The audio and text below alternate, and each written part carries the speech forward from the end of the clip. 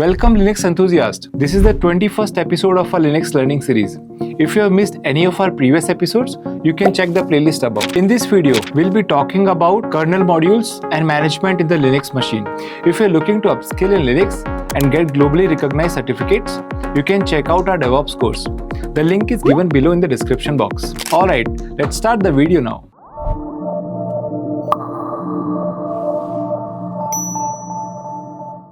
Alright, so we have come to last stages of our Linux learning series. Here we'll be talking about some advanced topics. So far we have seen about Linux, about kernels. So this advanced topic also has something about kernel. So as we all know so far, saying that kernel is nothing but an engine of the OS. For example, without engine, a car cannot be driven. Similarly, without kernel, a OS cannot be worked on. So if you need more functionality, if you need more compatibility, so your engine also has to be refined. Your engine also has to be updated all the time. So when I say this updated and refined, what does I mean? I mean that kernels has modules. So for example, if you think like this, you have a mobile phone, and every time you see there is a new updates keep on coming, and if you update your systems, if you update your mobile phones, it will load some new modules which will have some other functionality or compatibility in order to support various tasks. For example, like over 20 years, 30 years since the first kernel was launched of Linux, since then there have been a lot of changes happened in the IT industries, where things changed from the normal computers to the cloud computing. So there were a lot of file systems things, drivers things, supportabilities. So these are the new things which came up over the period of time. And for that also, kernel's responsibility to support that, because Linux cannot say, oh, okay, I was written in that at the time frame, and then now I don't support it with the current functionality of what cloud computing is offering. So that is not how it works. So it's always keeps it updated, and provide more and more support and compatibilities. So for that, kernel requires basically just to keep them up to date with the modules. So the responsibilities, we all know that kernel can manage the security part of our Linux systems. It manages the conversations between hardware and the user, and then it can handle the file systems and networking. So it can handle the processes and the memories, whatever the actions person is doing, or admin is doing, or any other user is doing on the Linux machine. You're watching a movie, you're doing something, some actions are being happening. So that actions are being tracked down with the kernel, are being led down with the kernel. So it's being worked with the help of kernel. So without kernel, nothing can be done. So here we will see what are the modules, how do you see the kernel version, what are the modules that are loaded, what are the modules you want to set a blacklist and stuff like that. So those are the things that we'll be checking up. Then we will be seeing the configuration files for the kernels, which are very important. Without that, kernel also would not work. Similar to the services that we have been talking so far. So kernel also has configuration files. So let's review some commands, and then we will see our kernel, how does it work. So in order to see the kernel version, there is a command called uname. So you can use uname -r. So that will say, okay, currently the version of kernel is 6.8.0. It's a generic kernel. Now I think 6.13 has been launched. I was just checking news someday. So which is also a more advanced version of kernel, where it might be having some other capabilities and some other compatibilities with the systems and drivers and stuff. So that is how you can check the kernel version. Now if we talk about the kernel modules, so kernel modules basically contains for device drivers. For example, if you remember, we formatted our devices, the file systems, with ext3, ext4, xfs, ntfs, or some other file system. Any file system, anything, it requires a driver to support that. Okay. So there was a file system related drivers that kernel is up to date in order to make it work. Then device drivers, for example, like various devices, you access hard disk, you access graphics card, network interface card, or any external devices that we will be using in the Linux machine. We will be seeing, so those required specific kernel modules, or I would say specific kernel drivers in order to support that. Because see, if those drivers will not be there, then that means kernel will not be able to support the latest graphics card. Then what is the point of using the kernel which does not support a latest graphics card, where you cannot play games supporting those graphics card, right? So it also has to be updated with the drivers which supports the latest any external devices or anything, processors, graphics card, and an IC card and whatnot, right? So anything you have it, so kernel should also be up to date after that.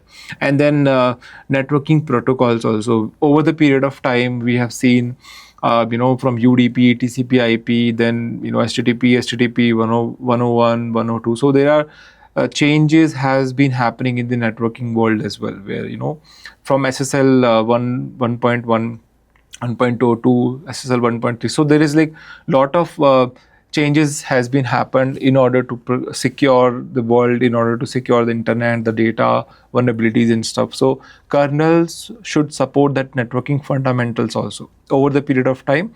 Whatever the protocol that has been newly implemented or applied on top of the existing ones should also have a capability that kernel should support it and have the compatibility in terms of supporting that kernel, that use cases. And if we talk about the modules, I was just talking that without modules kernel is of no use. So which means that kernel has the capabilities, but if we don't provide that modules, it's like you can think like a set of a rack where list of modules are there. So if the modules is present, kernel can read that module files and then act accordingly whatever the module code is being written. So you can just check the list of modules that are there. So there is a command called ls mode. This command shows the list of modules which are currently loaded in your system. And definitely the modules, some modules are of higher size, some are of lower size. And this command can tells us, okay, this module is there and this is used by what, some process might be using it, some task might be using, some internal things might be using this module. So so how many processes or how many commands or how many tasks, you can just think like how many objects basically who are being using these modules. It can get the details over here.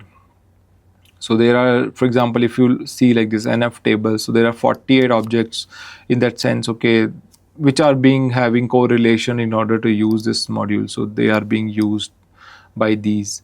So these are all the modules which are there. You will see hardware modules, you will see video drivers modules which has memory ops, VM logs.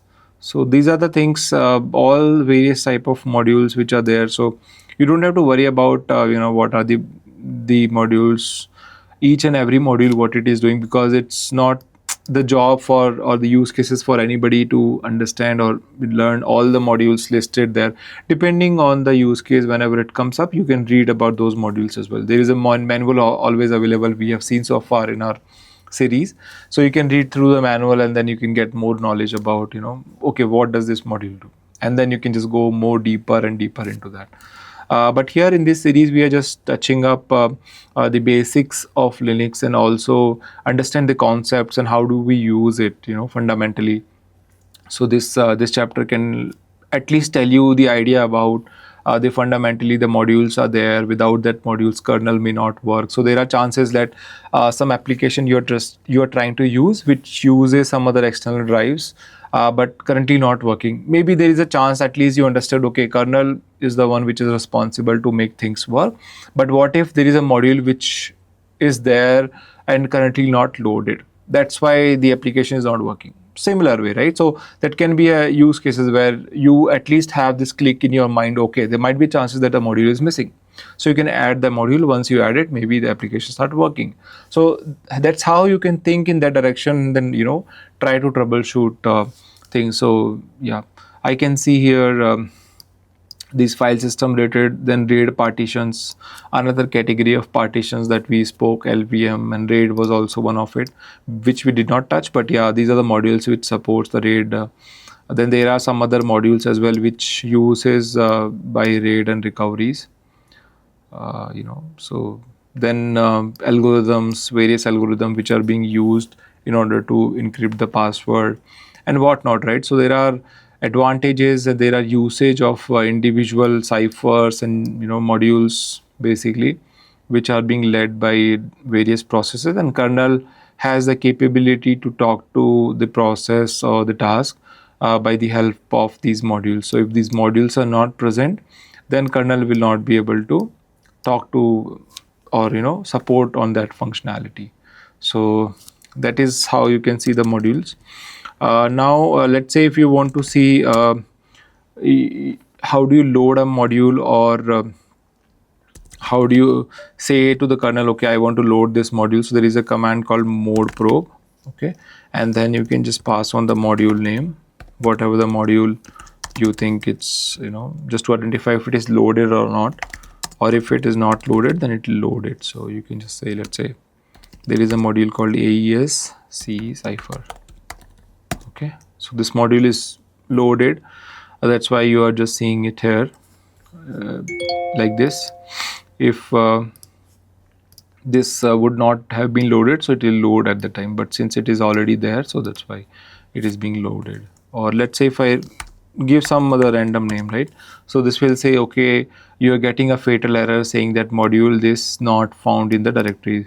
So this is the directory where the kernel related modules are present. So if you go to this directory and see,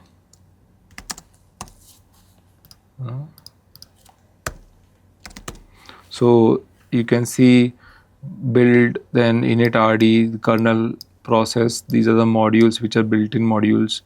Okay, so you if you go open each of them, you will get the list of modules and you will get the understanding of how does the module look like. But this is basically taking the reference when you are trying to add a module. So it is checking inside this directory if the module reference is present or not. So if the module is not present, you can manually import a module if you have it. It's like a set of code, right? C++ was the initial thing which used by Linus Torvalds in order to build that kernel 0.02, right? So similarly, you can also use similar languages where you can build your own module and then you can pass it up here, and then you can customize your kernel to behave like this way. So that is the advantage of using open source, where you can just make modifications in the source code and then you can make it as your use case purpose. So now how do you remove the module? So there is a command called mode probe. In the mode probe only there is an option called -r, and then you can pass on the module name. So if you pass any module name, it will basically remove it for you. So if you check the manual for ls mode, it will show you what does ls mode do. It says the status if it is loaded or not, and then there are some other utilities you should also see. So it is giving you the reference here. Okay, and it says the copyright. If you look at this manual page, which was written in 2002 by Rusty Russell, IBM Corporation, maintained by John Masters and others. So it has a copyright on this command, basically who provides the information of module. So this is also a binary, like which provides the information. So if you look at like this binary, so this binary is present under this location. If you open this location, you will basically see the binary code.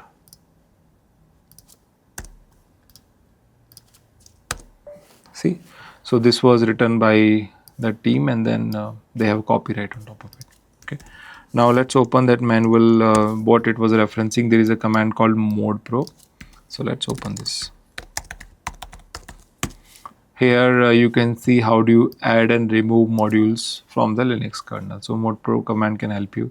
Various options, you can read through the description. It says that this is how you can use options. This is how you exactly try to import module or remove the module, to blacklist to insert all the modules or blacklisted modules and configs. If you want to see the configurations, you can just see it like this.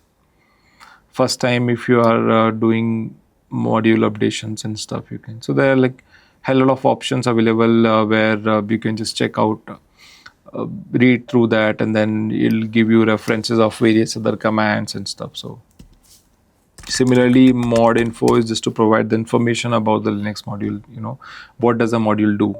So let's say if we get that cipher. See, so the module that we imported, we were trying to import, which was already there. Mod info command help us to identify what does this module do. So this is saying it's a global public license, GPL, which is like globally available. And this module, if you look at here, so kernel version is 8.6.8.0. And if you look at the hardware, so this hardware is ARM64. If you remember in our second chapter when we spoke about installation of Linux, so this Mac machine is basically ARM based machine. It is not Intel based processor, right? So that is not AMD. It's a ARM based. So this kernel also supports that ARM now. That's why we when we downloaded the Ubuntu, we downloaded the ARM version of Ubuntu, and that had the ARM supported kernel as well. And that's how we are able to communicate and perform actions on our Linux machine. So this module is basically being used for some cryptography purpose, the author of this module, who wrote this module. So see, these are the people who are basically developing it in the community. So the open source community, if you participate that, there's a GitHub, you can just go through that, you can just participate in the community. And if you are eager or if you seek for some code, you can just write a better code, and you can just write a module. So you can make modifications in the existing modules in order to make it more improvised, or make it more useful in terms of unblocking some other use cases which the current module is not supporting. So you can be part of that, one of the community. And then you can also see, okay, you are able to modify some sort of a code where, you are able to make a change in the community where, it can help people who are using the Linux. So yeah, you can also be author. It's always open, so you can make a change and then you can make it yourself author of any modules as well. Now it is telling about the signature of it and which signature encryption it is using and how does it basically automate it. So any module that you want to read through the information, you can use mod info command.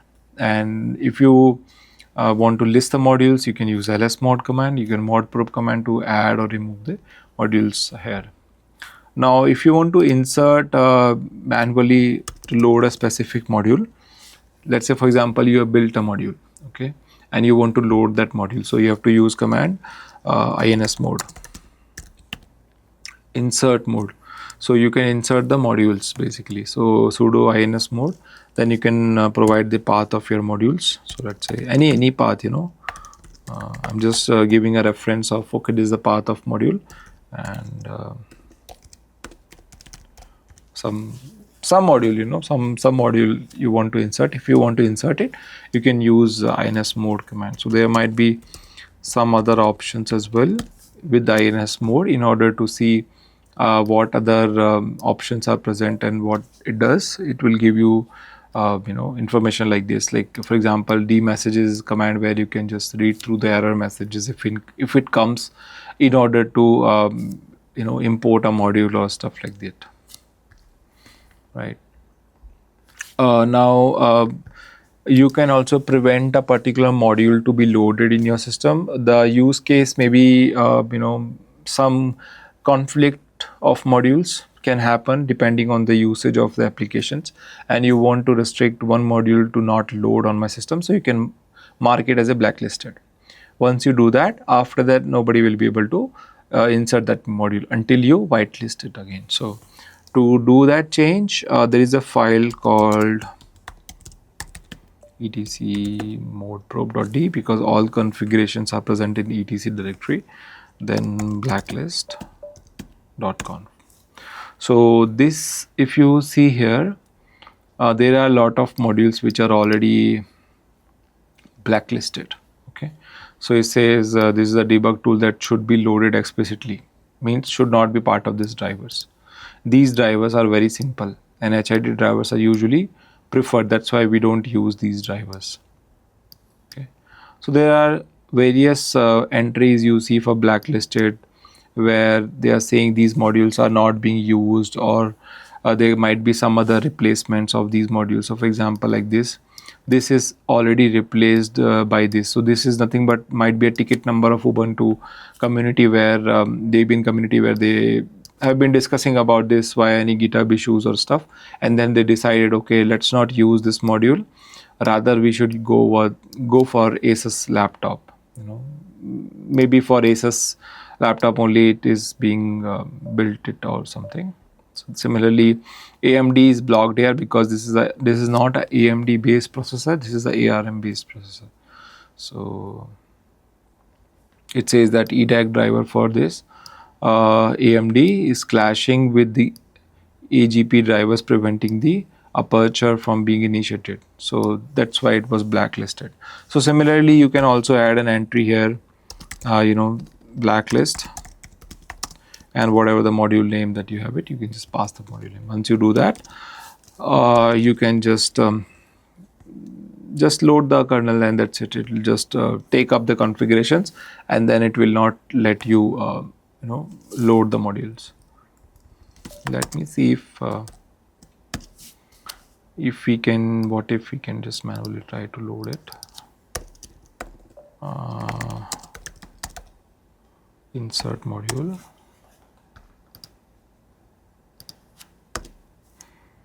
Okay, it says that could not load module because it does not have the reference of the modules. That's why, and because we have backlisted, so might have been removed the reference files which belongs to this module. That's why it does not allow you to import the modules. All right. So then all the modules that are loaded on the startup, those entries are present inside /etc/modules. So you can just say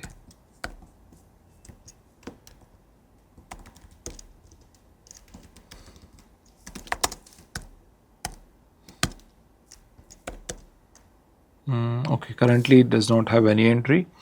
It says that etc module is obsolete and has been replaced by this. Okay, so the configuration path has changed.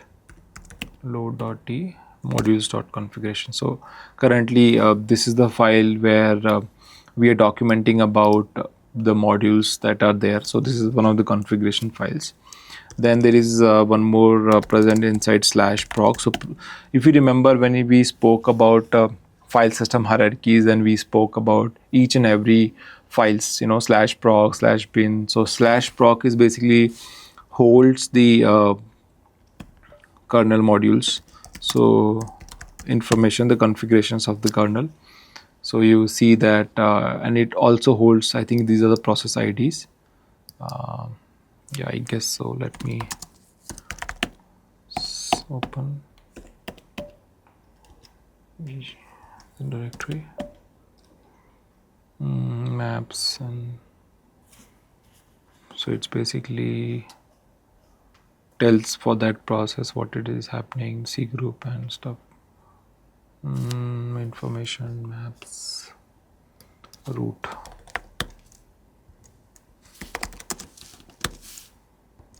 Okay.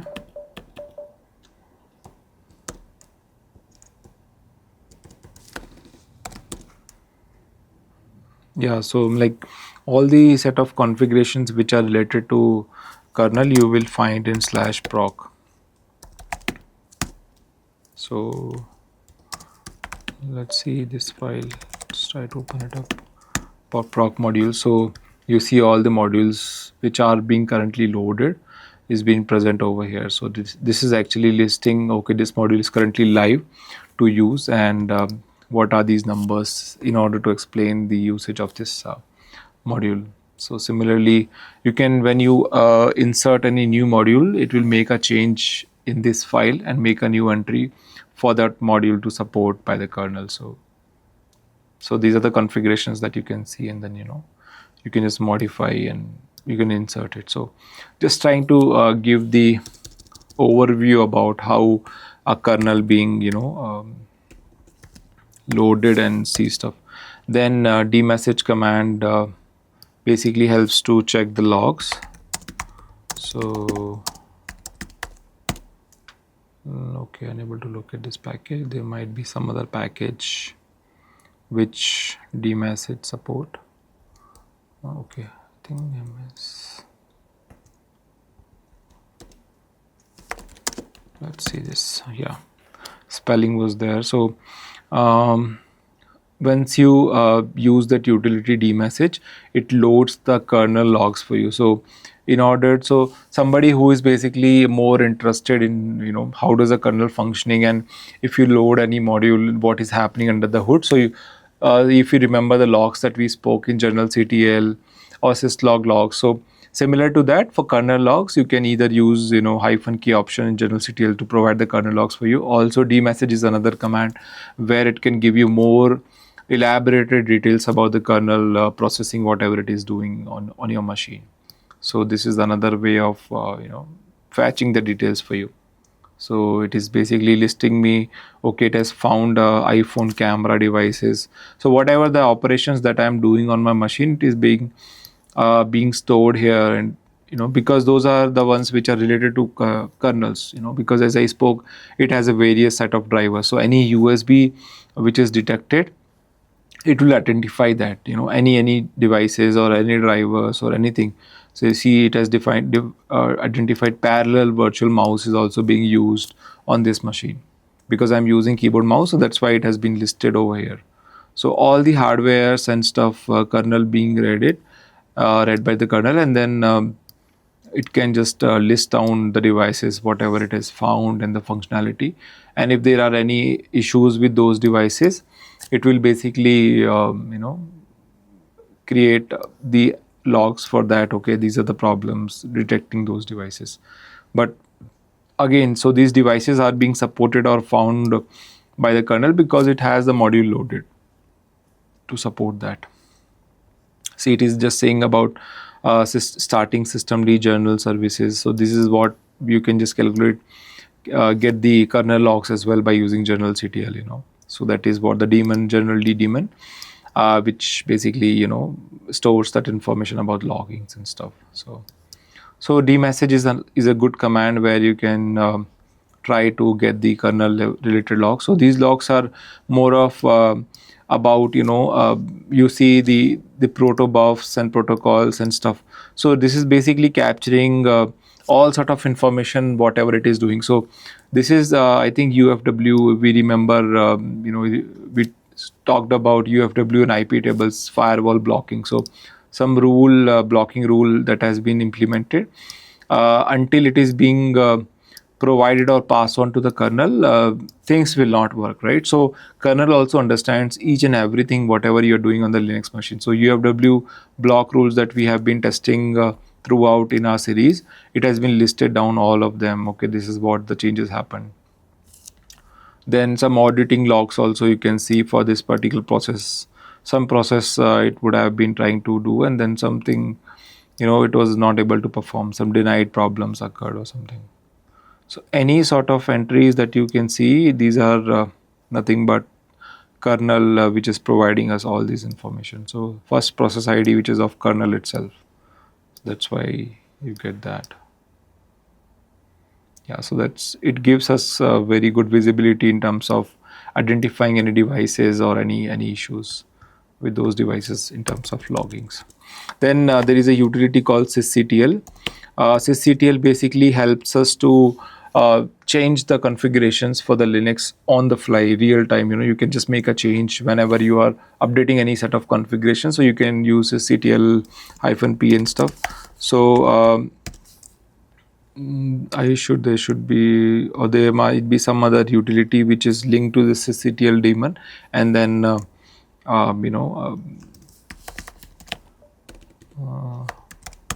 can tell us the information. Okay, it's not there. CTL.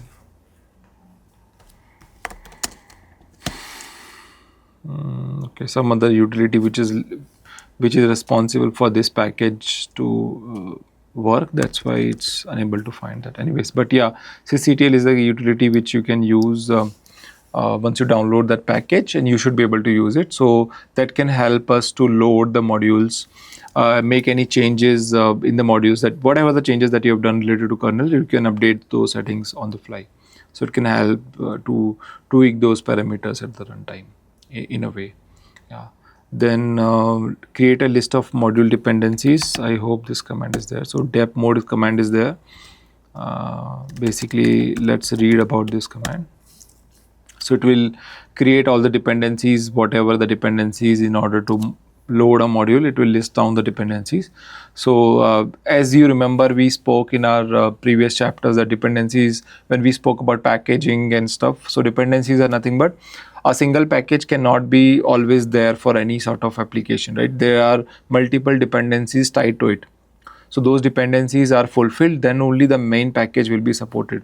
Similarly, for kernel modules, also the same case, where there are multiple dependencies in that situation. So this command helps us to identify dependencies related to those modules, and then can help us to identify problem and help us to further modify or load the kernel module. So these are the good amount of utilities and stuff that we have seen for the kernel, and you should have a good understanding about at least how do you manage the kernel, what are the kernel drivers, how do you see the logs, how do you insert a module, and how do you blacklist a module if the module is no longer being supported or some other alternatives has been invented for any sort of modules, right? So those are the things you should be having some awareness. But furthermore, there are a lot of information that you can dig in terms of kernel, kernel modules. You can write, if you are good with writing as well, codes, and make changes. You can be part of the community, can give your own contribution, make a change. So things like that can be done. So I hope this chapter can give you some idea about the modules. Kernel works based on the modules, and how do you see those modules, how do you get the information of those modules, and how do you load it and blacklist and stuff like that. Yeah, so that's about the modules in the kernels. If you want to learn Linux and get certified from IBM, click on this link given below in the description. That's a wrap for this chapter. I'll meet you in the next episode of this Linux series.